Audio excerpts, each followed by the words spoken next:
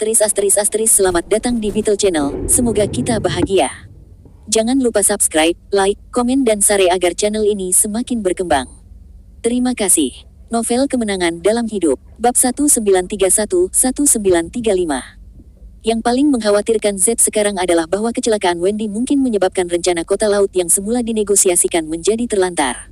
Jika ini masalahnya, meskipun perusahaan 9 naga dan anak laki-laki tidak akan mengalami kerugian besar, proyek ini telah berhasil menarik minat Z. Dia percaya bahwa selama itu adalah bisnis yang benar-benar menguntungkan, ditambah dengan kerja sama JW, maka proyek ini akan tumbuh menjadi lebih besar dan lebih cepat dari yang pernah dia bayangkan. Tujuan utama Z untuk perjalanan ini adalah untuk menentukan apakah rencana kota laut dapat dilanjutkan. Untungnya, Jasper telah memberinya jawaban yang meyakinkan. Pak Walters, saya tidak benar-benar campur tangan dalam bisnis Ocean City, tetapi saya memiliki bisnis lain di sini yang menurut saya memiliki ruang untuk kerjasama bagi kita berdua. Jasper melambaikan tangannya untuk mengusir para pelayan dari ruangan. Kemudian, dia bangkit dan mengambil mangkuk kosong untuk mengisi beberapa paila sebelum menyerahkannya kepada Z. Adegan ini mengejutkan Z dan dia dengan cepat berdiri untuk menerimanya dengan kedua tangan. Z juga orang kaya yang terkenal di Harbor City. Bahkan jika beberapa orang mengatakan bahwa dia memiliki kekayaan dan status hari ini karena statusnya sebagai menantu Boyle, itu tidak mencegahnya untuk dipandang oleh sebagian besar orang Harbor City. Namun, siapa Jasper? Agar lebih realistis, bahkan jika mereka duduk bersama dengan kepala Boyle, Jasper akan berada di level yang sama dengan mereka. Ini juga membuatnya mengerti bahwa kerjasama yang akan Jasper sebutkan selanjutnya jelas bukan sesuatu yang sederhana. Merupakan suatu kehormatan bahwa Anda bersedia memberi saya kesempatan dan bersedia mendukung saya. Jika saya bisa berkontribusi, saya pasti tidak akan ragu untuk melakukannya, Pak Lain. Jasper terkekeh dan berkata, saya ingin membeli beberapa kapal dari Boyle. Kata-kata ini mengejutkan Z. Dia tidak mengerti apa yang dimaksud Jasper. Juga mengapa dia mengatakan hal seperti itu. The Boyle tidak menjual kapal. Bahkan jika kita melakukannya, itu yang akan dijual sebagai besi tua. Selain itu, saya bukan orang yang harus Anda diskusikan dengan ini. Saya hanya bertanggung jawab atas bisnis perusahaan 9 naga. Jasper tersenyum dan berkata, tidak, Andalah yang harus saya ajak bicara. Yang ingin saya beli adalah kapal milik keluarga Anda yang saat ini mengangkut pasokan karet keluarga Atticus di Terra Tenggara. Begitu dia mengatakan ini, wajah Z berubah drastis. Jasper tidak membuat Z gelisah. Dia mengambil tisu untuk menyeka mulutnya dan berkata dengan lemah, konflik antara aku dan keluarga Atticus tidak bisa didamaikan. Karena dia memutuskan untuk menculik orang saya, maka saya akan menyalakan beberapa kapal karetnya. Wajar jika keluarga Atticus menghadapi pelanggaran kontrak berskala besar dan tuntutan harga tinggi, kan, Tuan Walters? Ketika dia melihat Jasper menatap dirinya sendiri dengan mata yang bersinar itu, Z nyaris tidak menekan badai di hatinya dan menjawab dengan tawa kering, ya, itu benar, seolah tidak menyadari betapa tidak tulusnya kata-kata Z. Jasper melanjutkan, total ada 5 kapal, masing-masing adalah kapal besar dengan bobot lebih dari 100.000 ton. Menurut harga pasar, itu akan bernilai sekitar 45 juta Harbor dolar, jadi saya akan menawarkan 400 juta untuk 5 kapal itu. Bagaimana menurut Anda? Z merasakan kulit kepalanya tergelitik saat tenggorokannya tercekat. Dia berkata dengan susah payah, Lain, aku tidak mengerti maksudmu. Bukankah kamu? Maka saya akan membuatnya lebih jelas. Jika 5 kapal pengangkut yang memuat semua produksi karet keluarga Atticus untuk seluruh kuartal dibakar di laut lepas, maka Boyle tidak hanya akan menerima kompensasi asuransi yang besar tetapi juga 400 juta dolar saya. Sedangkan untuk keluarga Atticus, mereka hanya akan mendapatkan setumpuk kontrak yang dilanggar. Z tampak berkonflik. Terus terang, dia sangat menyesal membiarkan Jasper terus berbicara. Masalah ini akan melibatkan terlalu banyak pihak dan dia tidak berani menawarkan janji sama sekali. Ini bukan sesuatu yang bisa dia putuskan sama sekali.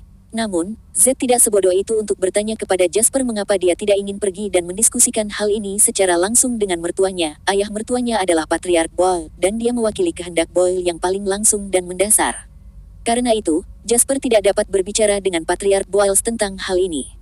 Bisa dibayangkan bahkan jika masalah ini dilakukan, Jasper akan membuat perusahaan palsu secara tiba-tiba untuk menangani transaksi ketika sudah waktunya untuk pembayaran. Pada saat yang sama, JW dan namanya akan dihapus dari masalah ini. Setelah memikirkannya, Z dengan susah payah menyadari bahwa dengan identitasnya, dia benar-benar kandidat yang paling cocok untuk negosiasi ini. Bajingan itu, Z mengangkat kelopak matanya dan melirik Jasper. Dia diam-diam berjuang di dalam. Jasper melihat melalui Z dan berkata, faktanya, Walters, Anda tidak perlu terlalu bermasalah. Apakah situasi saat ini masih belum jelas? Anda hanya harus melakukan hal-hal yang harus dilakukan, dan tidak ada yang akan menyelidiki Anda. Tidak ada yang akan menghentikan Anda juga. Setelah itu terjadi, Anda tidak akan mendapatkan manfaat apapun di permukaan, tetapi pada kenyataannya, Anda akan muncul sebagai pemenang.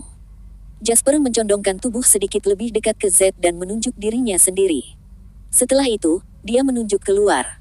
Apa yang bisa Anda dapatkan adalah niat baik saya, Ball, dan seluruh kelas atas. Meskipun kamu sudah menjadi anggota kelas atas, kamu tidak akan menolak hal-hal yang benar-benar milikmu ini, bukan?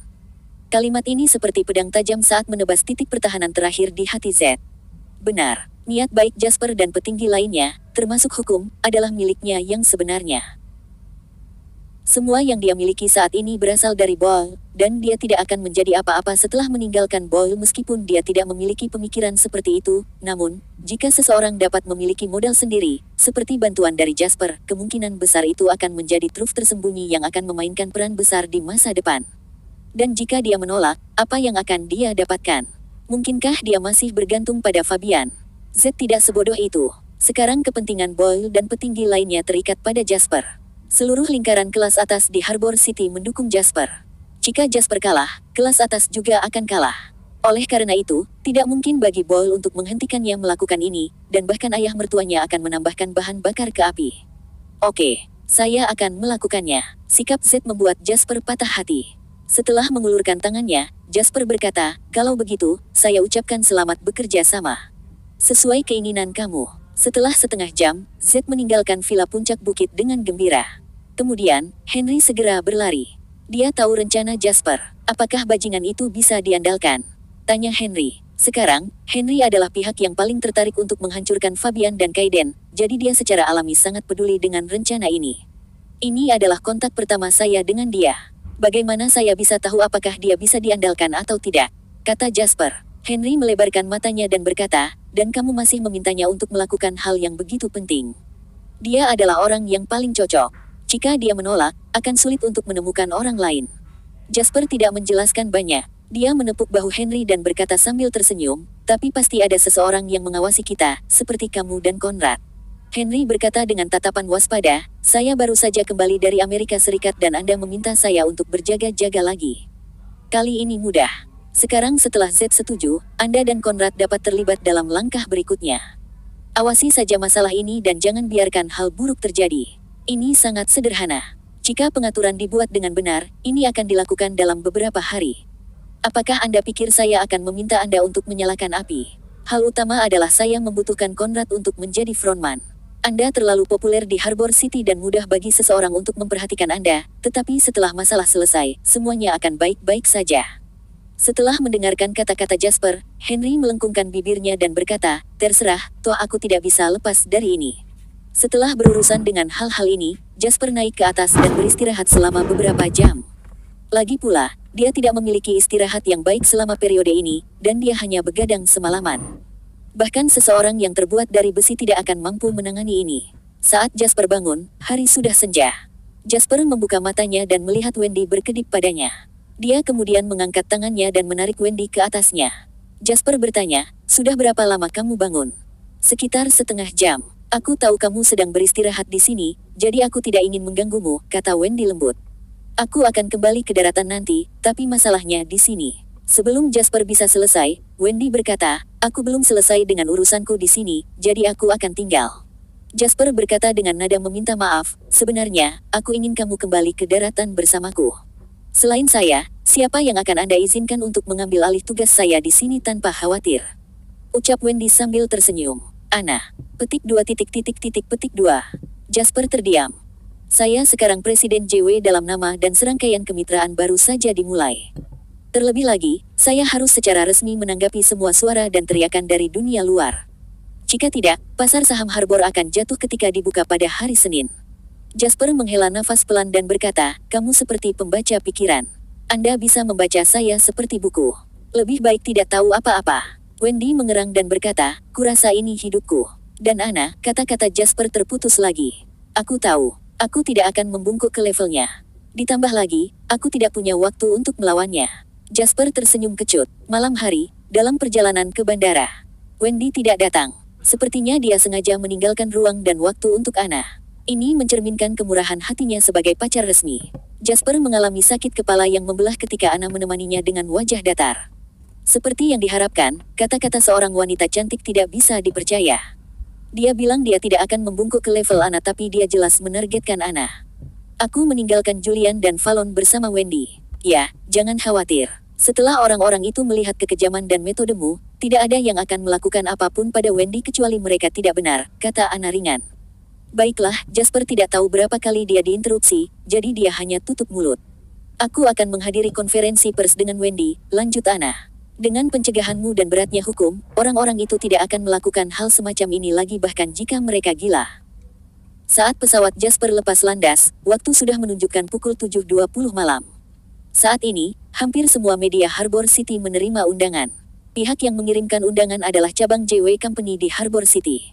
Tidak banyak isi surat undangan tersebut, namun disebutkan bahwa konferensi pers akan diadakan pada pukul 8 pagi. Dan semua reporter dari media besar diundang. Pada saat yang sama, konferensi pers ini akan disiarkan langsung di seluruh Harbor City.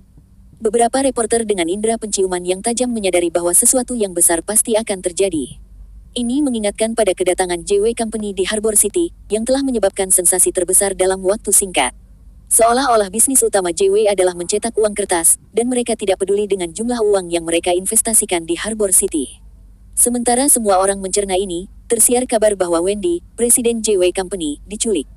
Setelah semua yang terjadi, semua orang di Harbor City dari tua hingga muda tahu tentang JW, apalagi mereka yang ada di media. Dalam keadaan seperti itu, konferensi pers JW kali ini sangat menarik. Tidak peduli berita apa yang akan dirilis, wartawan memiliki intuisi bahwa itu akan menjadi yang paling penting. Sementara itu, kabar yang tak mungkin disembunyikan pun langsung sampai ke telinga Fabian. Setelah sedikit menyipitkan matanya, Fabian memanggil Phoenix tepat di depan Kaiden. Panggilan itu dengan cepat dijawab. Bos, ini aku. Setelah mendengar suara tenang dan normal Phoenix di telepon, Fabian merasa sedikit lega. Bagaimana keadaanmu di sana? Phoenix menjawab, kami baik-baik saja tetapi di luar sangat kacau dan kami tidak berani keluar sama sekali. Phoenix, yang sekarang berada di Harbor City, dengan hati-hati melirik Henry, yang memiliki seringai di wajahnya, dan Wendy, yang duduk di sebelahnya.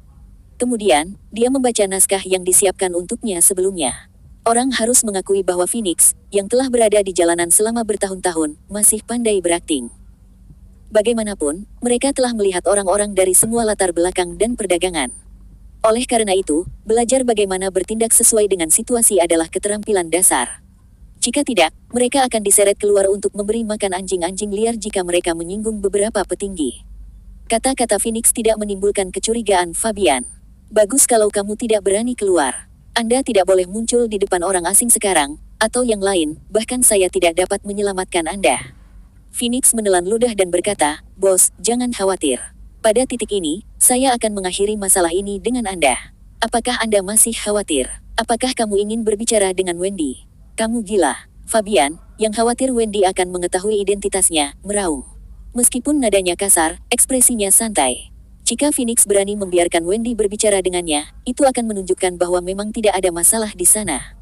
Oke, lakukan ini dengan baik dan kamu akan mendapatkan apa yang aku janjikan. Bersiaplah untuk menjalani sisa hidupmu seperti seorang raja. Setelah dia mengatakan itu, Fabian menutup telepon. Setelah meletakkan telepon, Fabian memandang Kaiden dan berkata, semuanya akan baik-baik saja di sana.